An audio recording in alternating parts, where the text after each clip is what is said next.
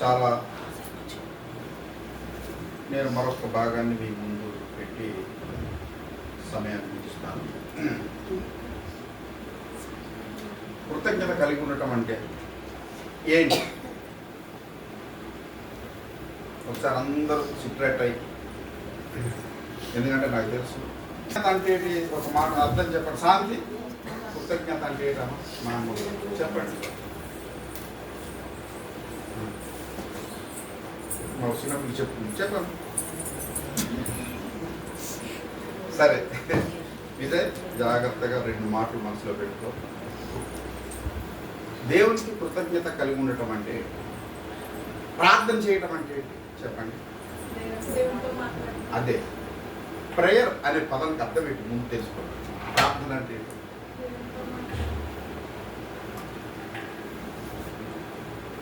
ప్రార్థన అంటే మీరు దేవునితో మాట్లాడటం ఓకే, అది మేము చెప్తాం అలా. కానీ అసలు ప్రేయర్ అంటే దాని అర్థం ఏంటి? సంపూర్ణంగా దేవునికి సరెండర్ అయిపోవటం. ఐ యామ్ హోప్లెస్, నా దగ్గర ఏ బలం లేదు, నా దగ్గర ఏ శక్తి లేదు, నీవు తప్ప నాకు వేరొక దిక్కు లేదు అని అది ఆధారపడ్డా. మరి కృతజ్ఞత చెల్లించడం అంటే, కృతజ్ఞత చెల్లించడానికి కొన్ని అర్థాలు మనం. కృతజ్ఞత చెల్లించడం అంటే దేవునికి విధేయత చూపడం. రెండవది దేవుణ్ణి హృదయపూర్వకంగా వెంబడించడం. ఇవన్నీ కూడా మనం కీర్తన గ్రంథం చదివితే మనకి ఇవన్నీ కూడా చాలా స్పష్టంగా తెలుస్తాయి. యేసుక్రీస్తు వారు మార్గంలో నడిచి వెళ్తూ ఉంటే 10 మంది కుష్ఠరోగులు ఆయనకి ఎదురుపడి ఆ 10 మంది కుష్ఠరోగులు ఏమన్నారంటే, అయ్యా మమ్మల్ని శుద్ధులుగా చేయమని ప్రభువైన యేసుక్రీస్తు వారికి అడిగారు. ఆయన అన్నారు, మీ విశ్వాసం మిమ్మల్ని స్వస్థపరుస్తుంది, మీరు వెళ్ళండి అని చెప్పారు. చెప్పినప్పుడు 10 మంది కూడా శుద్ధులయ్యారు. కానీ ఒక్కడు మాత్రమే తిరిగి మరలా యేసుక్రీస్తు వారి యొద్దకు వచ్చి సాగిలపడి ఆయనకు మ్రొక్కారు. అంటే ఒక వ్యక్తి సాగిలపడటము, మ్రొక్కటం అంటే ఎవరి ద్వారా అయితే నువ్వు స్వస్థత పొందేవో ఆ వ్యక్తికి నువ్వు సంపూర్ణంగా విధేయత చూపటం. అప్పుడు ఆయన ఏం చెప్పారంటే, వెరీ గుడ్, మరి మిగిలిన వారు ఏరయ్యా అంటే వారు వెళ్ళిపోయారయ్యా. ఈ అన్యుడు తప్ప, ఒక అన్యుడు తిరిగి వచ్చాడు. దేవుడు ఎరిగినటువంటి 9 మంది, ఇజ్రాయేలు గోత్రాల్లో పుట్టినటువంటి 9 మంది తిరిగి రాలేదు. ఆయన ఏం చెప్పాడంటే, నీవు కూడా వెళ్ళి మోషేకు కనపరుచుకొని నీవు చెల్లించవలసిన కానుక అక్కడ చెల్లించు అని చెప్పారు. కనుక కృతజ్ఞత కలిగి ఉండటం అంటే దేవునికి విధేయత చూపటం, దేవుణ్ణి వెంబడించటం, దేవునికి ఆరాధించటం. ఇది చాలా చాలా ప్రాముఖ్యం. ఈ సందర్భంలో నేను ఒక 2-3 విషయాల్ని, దేవుడు మన జీవితంలో కొన్నిసార్లు ఈ పెయిన్ఫుల్, కొంచెం బాధాకరమైన విషయాల్ని దేవుడు అనుమతిస్తూ ఉంటాడు. ఎందుకు దేవుడు మనకు వాటిని అనుమతిస్తున్నాడు? యోబు గ్రంథంలో చెప్తారు. యోబు గ్రంథం 5వ అధ్యాయం 17వ వచనంలో చూస్తే, దేవుడు గద్దించు మనుష్యుడు ధన్యుడు అంటారు. దేవుడు గద్దించే మనుష్యుడు ధన్యుడు అంటారు. యాకోబు రాసిన పత్రిక 1వ అధ్యాయం 12వ వచనంలో చూస్తే, సోదరులు సహించువాడు ధన్యుడు అంటాడు. సోదరులు సహించిన వాడు కూడా ధన్యుడు అని చెప్తారు. మనం ఒకసారి ప్రకటన గ్రంథం 3వ అధ్యాయం 19వ వచనం చూస్తే, తండ్రి ప్రేమించినటువంటి నేను ప్రేమించు వారిని అందరిని గద్దించి శిక్షించుచున్నాను. ఎందుకు అంటే, నీవు ఆసక్తి కలిగి మారు మనసు పొందటానికి అని. అంటే పరలోకపు తండ్రి మన జీవితాల్లో కొన్నిసార్లు కష్టతరమైన పరిస్థితులను అనుమతిస్తున్నాడు అంటే మనలో పరిపూర్ణత కోసం అనే అంశాన్ని మనం దృష్టి పెట్టుకోవాలి. ఇక్కడ మనం యోబు గురించి జ్ఞాపకం చేసుకున్నాం. దేవుడు గద్దించు మనుషుడు ధన్యుడు అన్నప్పుడు యోబుకు కూడా బాధ కలగవచ్చు. ఎందుకంటే యోబు ఇప్పుడు శ్రమలో ఉన్నాడు, కష్టంలో ఉన్నాడు. ఎంతో ఊజు దేశంలో తూర్పు దిక్కున్న గనులందరికంటే గొప్పవాడుగా ఉన్నటువంటి యోబుకి తన సమస్తాన్ని కోల్పోయాడు. ఆస్తి, ఐశ్వర్యము, సంపద, ఆరోగ్యము ఇవన్నీ కోల్పోయినటువంటి పరిస్థితి వచ్చింది. కానీ దేవుడు గద్దించు మనుషుడు ధన్యుడు అనే మాట యోబు ఎప్పటికి అర్థం చేసుకుని ఉంటాడు అంటే, అతడు 38వ అధ్యాయానికి దాడితే గాని అర్థం చేసుకోలేదు. 42వ అధ్యాయానికి వచ్చినప్పుడు యోబుకు రెండంతల ఆశీర్వాదం వచ్చింది. 42వ అధ్యాయంలో యోబు తన యొక్క స్నేహితుల కొరకు ప్రార్థన చేస్తున్నాడు. 1వ అధ్యాయంలో యోబు తన కుమారుల కోసం మాత్రమే ప్రార్థన చేస్తున్నాడు. అంటే మనలో పరిపూర్ణత కోసం, మనలో ఎదుగుదల కోసం, మనం దేవుణ్ణి తెలుసుకోవడం కోసం దేవుడు కొన్ని పరిస్థితులను మన జీవితానికి అనుమతిస్తూ ఉంటాడు. ఇప్పుడు విజయ్ కూడా ఒక కుటుంబం కలిగినప్పుడు తండ్రి అయ్యాడు. అంటే తనకు కుమార్తె ఉన్నది, ఒక కుటుంబ వ్యవస్థ అయ్యింది. ఇప్పుడు పరిస్థితులు ఎలా హ్యాండిల్ చేసుకోవాలి? బిడ్డలు బలహీనతలు ఉన్నప్పుడు ఏ రీతిగా, దీనికి చాలా చక్కగా చెప్తారనమాట. మనం ఒకసారి కనుక కొరింథీయులకు రాసినటువంటి 2వ పత్రిక 1వ అధ్యాయం 3-4 వచనాలు చదివితే అక్కడ అపోస్తలుడైన పౌలు ఏం చెప్తారో అని ఆలోచన చేసినట్లయితే, ఆ యొక్క కొరింథీయులకు రాసిన 2వ పత్రిక 1వ అధ్యాయం 3-4 వచనాలు చదువుతున్నాను. కనికరము చూపు తండ్రి, సమస్తమైన ఆదరణను అనుగ్రహించు దేవుడు, మన ప్రభువైన యేసుక్రీస్తు తండ్రి అయిన దేవుడు స్తుతింపబడును గాక. దేవుడు మమ్మను ఏ ఆదరణతో ఆదరించుచున్నాడో ఆ ఆదరణతో ఎట్టి శ్రమలలో ఉన్నవారినైనను ఆదరించుటకు శక్తి గలవారు మగునట్లు ఆయన మా శ్రమ అంతటిలో మమ్మను ఆదరించుచున్నాడు. ఇక్కడ అపోస్తలుడైన పౌలు ఏం చెప్తారంటే, ఈ శ్రమలు మాకు ఎందుకు వచ్చాయంటే మేము కూడా శ్రమలలో ఉన్న వారిని ఎలా ఆదరించాలి అంటే తెలియాలంటే ముందు మనం శ్రమలలో ప్రయాణం చేస్తే ఆ బాధలో ఉన్న వారిని మనం ఏం చేయొచ్చు, మనం కూడా ఆదరించగలగవచ్చు. ఇదే అర్థమవుతుందా?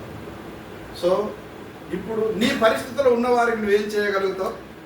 నువ్వు ఆదరించగలుగుతావు, నువ్వు ధైర్యపరచగలుగుతావు, నువ్వు సలహా ఇవ్వగలుగుతావు, నువ్వు వాళ్ళని ప్రోత్సహించగలుగుతావు, వాళ్ళకి కొంచెం స్ట్రెంగ్త్ అవ్వటానికి వాళ్ళకి నువ్వు ఆదరణకరమైన మాటలు మాట్లాడగలుగుతావు. ఒకవేళ కనుక ఇందులో నుంచి నువ్వు ప్రయాణం చేయకపోతే రేపన్న దినాన్న నీ కుటుంబాన్ని కట్టుకునే విషయంలో, నీ కుటుంబ యజమానుడుగా నువ్వు వారిని ధైర్యపరచుకునే విషయంలో నువ్వు వారికి ధైర్యపరిచే పరిస్థితి నీకు ఉండదు. కనుక ఇలాంటి పరిస్థితులు వచ్చినప్పుడు మనం పాజిటివ్గా మనం ఆలోచన చేయాలి తప్ప ఇది నాకు శాపం అని భావించడానికి వీల్లేదు. అందుకే దేవుడు గద్దించు మనుషుడు ధన్యుడు. తండ్రి ప్రేమించిన మరి ఎవరినైతే ఆయన ప్రేమిస్తున్నాడో వారిని ఆయన గద్దిస్తున్నాడు, శిక్షిస్తున్నాడు. ఎందుకంటే సంపూర్ణమైన మారు మనసు కోసం. అలాగే ఈ యోబు జీవితంలో ఈ శోధన ఎందుకు వచ్చిందంటే రెండంతల ఆశీర్వాదం కోసం. అతడు కేవలం తన బిడ్డల కోసం మాత్రమే ప్రార్థించేవాడుగా కాకుండా తన స్నేహితుల కోసం కూడా ప్రార్థించేటటువంటి ప్రార్థనలో అతడు ప్రార్థన చేసే సమయం పెరగాలి, విశాలపరచబడటం కోసం దేవుడు కొన్నిసార్లు అనుమతిస్తూ ఉన్నాడు. నేను ఒకసారి మీకు ఎబ్రీ పత్రికలో 12వ అధ్యాయంలో చాలా గొప్పగా అపోస్తలుడైన పౌలు తెలియజేస్తాడు. ఈ యొక్క ఎబ్రీ సంఘానికి రాస్తూ ఏం తెలియజేస్తున్నాడు అని ఆలోచన చేసినట్లయితే ఎబ్రీలకు రాసిన పత్రిక 12వ అధ్యాయం నేను 5-6 వచనాలు 5వ వచనం నుంచి చదువుతున్నాను. నా కుమారుడా, ప్రభువు చేయు శిక్షను తృణీకరింపకము, ఆయన నిన్ను గద్దించినప్పుడు విసుకకము. ప్రభువు తాను ప్రేమించు వారిని శిక్షించి తాను స్వీకరించు ప్రతి కుమారుని దండించును. ఆయన ఎవరినైనా కుమారుడుగా స్వీకరిస్తున్నాడు అంటే వారిని దండించును. యోహాను సువార్త 1వ అధ్యాయం 12వ వచనంలో తన్ను ఎందరు అంగీకరించుచున్నారో వారందరినీ కూడా ఆయన పిల్లలుగా ఆయన ఏం చేస్తున్నాడు, పిల్లలుగా ఉండటానికి ఆయన అధికారం అనుగ్రహించాడు. సో మనం ఆయనని అంగీకరించాం కనుక ఆయన పిల్లలమయ్యాము. ఆయన పిల్లలమయ్యేము కనుక ఆయన మనకు గద్దించుటకు అధికారము కలిగిన వాడుగా ఉన్నారని దేవుని యొక్క లేఖనంలో చాలా స్పష్టంగా తెలియజేస్తుంది. ఇంకేం చెప్తున్నాడు? కుమారులతో సంభాషించినట్లు మీతో సంభాషించు ఆయన హెచ్చరికను మరిచితిరి. ఇంకా చెప్తున్నాడు 8వ వచనంలో, కుమారులైన వారందరూ శిక్షలో పాలు పొందుచున్నారు, మీరు పొందని ఎడల దుర్బీజులే గాని కుమారులు కారు. 7వ వచనంలో చెప్తారు, 2వ పార్ట్లో, ఇదే 12వ అధ్యాయం 7వ వచనం 2వ పార్ట్, తండ్రి శిక్షింపని కుమారుడు ఎవడు? కనుక తండ్రి శిక్షింపని కుమారుడు ఎవరైనా ఉంటారంటే తండ్రి శిక్షింపని కుమారుడు ఎవరు కూడా ఉండరు. నిజం ఎప్పుడైనా శిక్ష వచ్చిందా? ఏదైనా లేదని చెప్పడానికి అప్పుడు చిన్నప్పటి నుంచి అక్కడే ఉన్నాను కనుక తండ్రి శిక్షింపని కుమారుడు అంటే ఎవరు కూడా అంటే ఒకవేళ అది లేదంటే మీరు దుర్బీజులే కానీ మీ కుమారులు కారు అంటాడు. మనము ఆయనకు పిల్లలమైతే ఖచ్చితంగా మనము శోధించబడవలసిన వారంగా ఉంటాం, మనం శిక్ష మనం పొందవలసిన వారంగా ఉంటాం. కారణం ఏంటంటే ఆయనకు ఇష్టలైన బిడ్డలుగా మనము మార్చబడటం కోసమే తప్ప వేరొక ఉద్దేశం అనేది ఆయనకి లేదు. ఇంకా ఆయన ఏం తెలియజేస్తున్నాడు అని ఆలోచన చేసినట్లయితే ఇక్కడ చూడండి 9వ వచనం, మరియు శరీర సంబంధులైన తండ్రులు మనకు శిక్షకులై ఉండిరి, వారి యందు భయభక్తులు కలిగి ఉంటివి. అట్లయితే ఆత్మలకు తండ్రి అయిన వానికి మరి ఎక్కువగా లోబడి బ్రతుకవలెను కదా. వారు కొన్ని దినముల మట్టుకు తమకిష్టం వచ్చినట్టు మనల్ని శిక్షించిరి గాని మనము తన పరిశుద్ధతలో పాలు పొందవలనని మన మేలు కొరకే ఆయన శిక్షించుచున్నాడు. సో ఇప్పుడు దేవుడు ఒక పనిష్మెంట్ అనేది, దేవుడు ఒక గద్దింపు అనేది ఎందుకు ఇచ్చాడు అని అంటే ఆయన పరిశుద్ధతలో పాలు పొందడానికి. అంటే ఒకటి మారు మనసు పొందడానికి, రెండవది పరిశుద్ధపరచబడటానికి, మూడవది రెండంతల ఆశీర్వాదం కోసం, నాలుగవది నీ ప్రార్థన సమయం విశాలపరచబడటం కోసం దేవుడు మన జీవితంలో కొన్ని శ్రమల్ని అనుమతిస్తూ ఉంటాడు.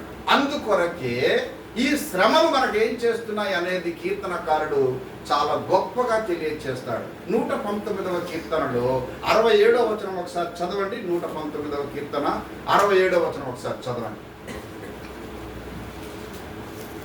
త్వరగా. శ్రమ కలగక మునుపు శ్రమ కలగక మునుపు నేను త్రోవ విడిచితిని, ఇప్పుడు నీ వాక్యమును అనుసరించి చాలండి. విజయ్ ఎందుకు మనకు దేవుడు కొన్నిసార్లు పెయిన్స్ అనుమతిస్తున్నాడు?